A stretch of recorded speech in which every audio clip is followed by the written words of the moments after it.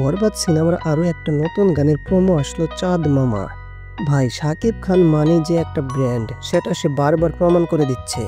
তুফানের উড়াধরা গানটা শুনে ভাবছিলাম হয়তো আর কোনো গানই এটাকে টক্কর দিতে পারবে না, কিন্তু এর মধ্যেই চাঁদ মামা চলে আসলো।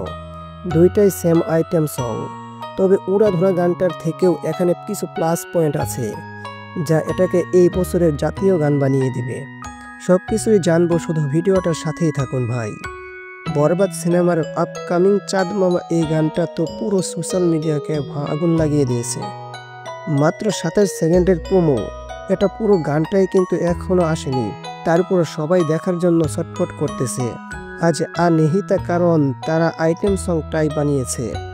এমন সাথে নুসরাত জাহানের এখানে প্রশংসা না করলেই নয়, তার ডান্স ও লুক আমার মন কেড়ে নিল।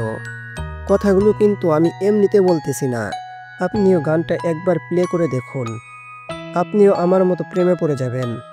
আর মেগা স্টারকে নিয়ে আর কি বলবো ভাই, মার্কেটে নতুন জিনিস রেগুলাই আসবে ও যাবে, কিন্তু ব্র্যান্ডেই থাকবে। ওই যে এশারকে একটা ইন্টারভিউতে বলেছিল না, লাস্ট অফার সেম ডায়লগটা শাকিব খানের সাথে ম্যাচিং খাই।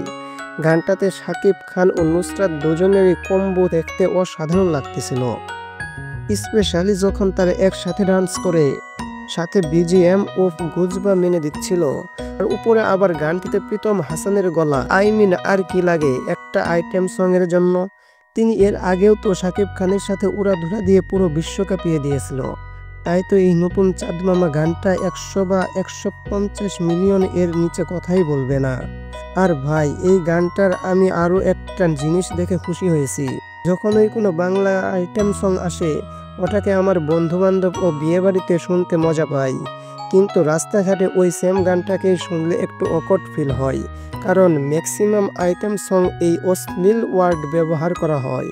কিন্তু এখানে আমার মনে হয় না যে ওই রকম কিছু থাকবে। লিরিক্স অনেকটাই আরবথু গানটার ফিল আসতেছে, যা সত্যি কোনো বাংলা গানের জন্য বিগ প্লাস পয়েন্ট, বিকজ এর আগে কেউই এটাকে ট্রাই করেনি। তাই এই গানটাকে ওগুলোর জন্য এক ধাপ এগিয়ে রাখা। আসবে 2 দিন পর, মানে শাকিব খানের বার্থডেতে।